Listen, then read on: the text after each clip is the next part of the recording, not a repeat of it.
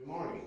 My name is Phil Fass, and I'm adding to my videos on my YouTube channel. Today, as you can see, we taped off everything, and we're going to take popcorn ceiling texture off the ceiling because they want smooth ceilings now.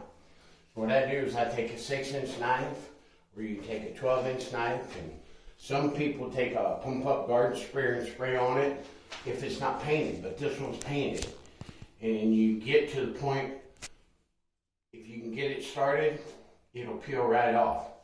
And I'll show you what I mean.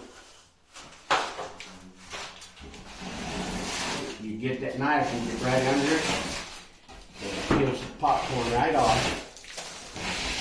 And I will show you later, after you get all the popcorn off, and then you come back with the pole sander and smooth it down. And then you can put a coat of primer on it and then come back and touch it up with your drywall mud. So we'll continue this video here after a while. And that's for now.